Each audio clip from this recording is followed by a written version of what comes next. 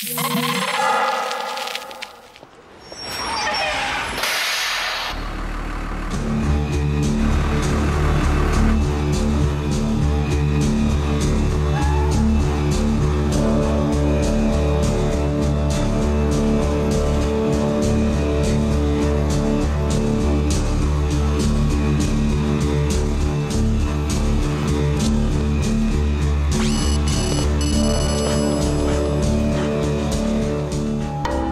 hommes enchaînés au fond d'une grotte qui ne connaissent du monde que des ombres projetées sur un mur. Une représentation biaisée de la réalité, mais qu'ils tiennent pour vraie, étant la seule à laquelle ils aient accès.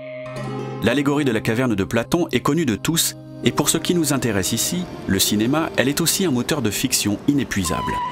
Dans l'anticipation dystopique, par exemple, quand on verse dans la parabole politique, ou dans le pur fantastique, quand les personnages n'arrivent pas à identifier la réalité de leur monde.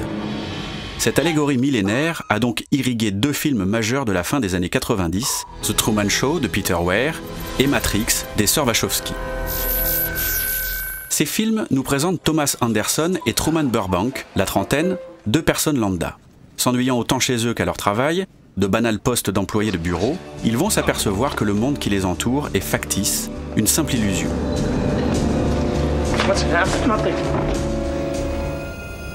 Quelque part entre Platon et le 1984 de George Orwell, il n'est évidemment ici plus question de caverne, mais plutôt de télévision ou d'informatique.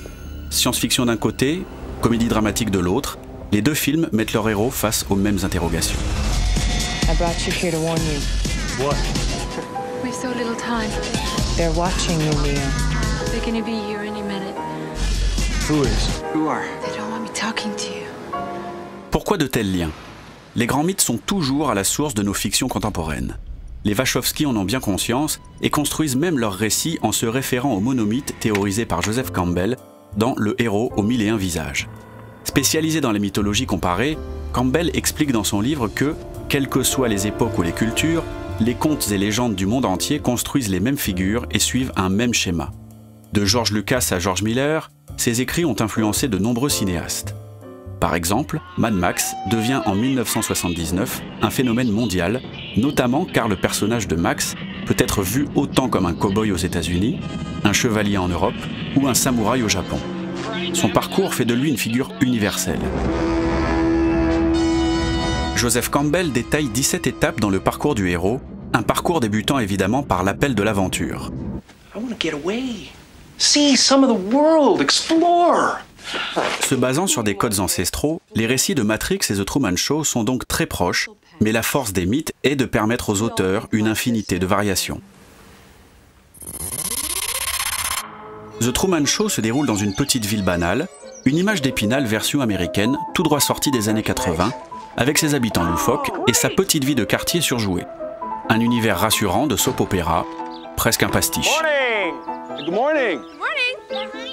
Le spectateur est ainsi en terrain connu et n'a aucun effort à faire pour entrer dans le film. Matrix fait l'inverse en multipliant les références. SF, polar, fantastique, les premières minutes sont pleines de mystères. Les sœurs Wachowski brouillent les cartes, le spectateur étant dans le premier quart d'heure aussi paumé que le personnage principal. Dans l'introduction de leur récit, les deux films jouent une carte différente. Rassurer le spectateur ou le perdre volontairement, les intentions sont ainsi opposées. Et cette différence fondamentale est surtout due à une question de point de vue. Comment positionner le spectateur par rapport au héros? Quel regard adopter? Quelles informations donner au public? Des questions de base dans la construction d'un récit auquel Peter Weir et les sœurs Wachowski répondent très différemment. Matrix joue sur la fusion entre le héros et le spectateur. Neo est notre porte d'entrée dans l'intrigue, et l'on plonge dans l'histoire au travers de son regard. L'identification est totale. Les Wachowski font tout pour nous mettre à sa place, un simple raccord nous faisant douter de la réalité en même temps que lui. Tout est fait pour que le spectateur ressente la confusion de Neo face à l'univers qu'il découvre. Nous plongeons avec lui dans un monde inconnu, avec une seule question en tête, qu'est-ce que la matrice ? A l'inverse, dès la scène d'ouverture de The Truman Show, le possible suspense est évacué. L'artificialité du monde de Truman est posée. Le spectateur occupe la même place que les téléspectateurs, dominant le personnage, portant sur lui un regard extérieur quasi omniscient. Contrairement aux sœurs Wachowski, Peter Weir et son scénariste Andrew Niccol peuvent alors sortir du regard du personnage principal et jouer sur différents points de vue. You don't want to believe it, so you look for answers somewhere else, but... Une scène à forte émotion est ainsi brutalement coupée pour nous montrer l'envers du décor. Well, the point is, I'd gladly walk in front of traffic for you. Well, the point is, I would gladly step in front of traffic for you, Truman. Le raccord change radicalement le ton de la scène, nous fait quitter l'émotion du personnage pour aller vers un cynisme vertigineux.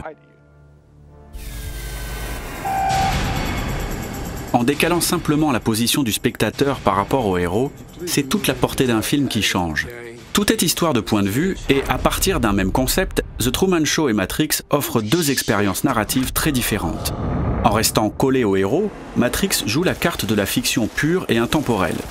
The Truman Show prend, lui, plus de recul, en donnant dès les premières minutes à son spectateur toutes les clés pour comprendre et donc analyser plus que ressentir cet univers.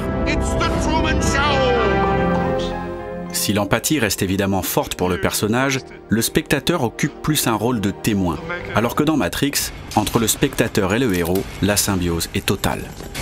Les choix de récit sont opposés donc, l'un poussant vers la réflexion, la satire, et l'autre vers l'immersion, vers le conte. Ces deux films ont donc marqué profondément le public parce qu'ils jouent, avec intelligence, avec des codes connus de tous, mais aussi car ils affichent une vraie modernité, étant chacun bien ancré dans leur époque. Si Matrix remet au goût du jour l'allégorie de la caverne, en l'intégrant à notre monde où la frontière entre réel et virtuel est de plus en plus floue, The Truman Show la travaille également en anticipant un futur phénomène de société, la télé-réalité.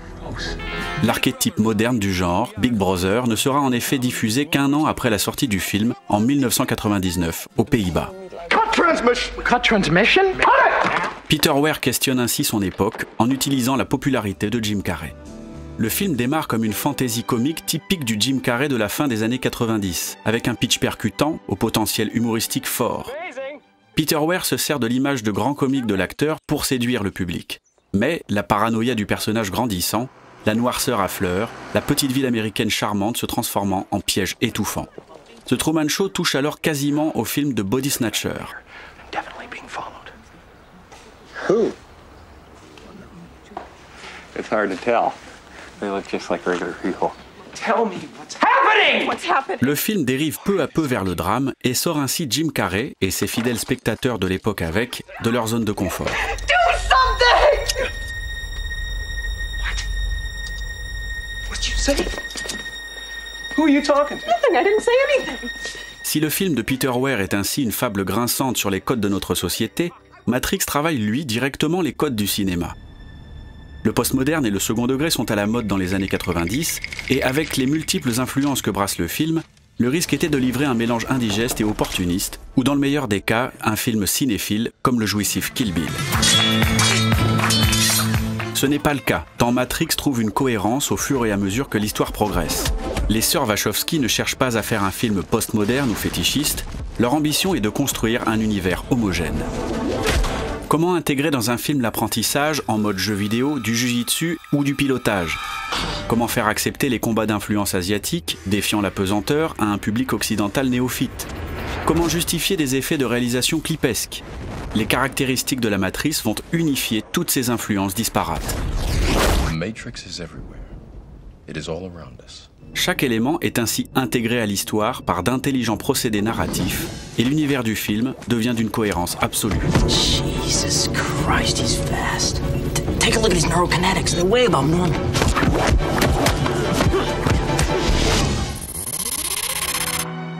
Les histoires et mythes que l'on se raconte sont les mêmes depuis la nuit des temps.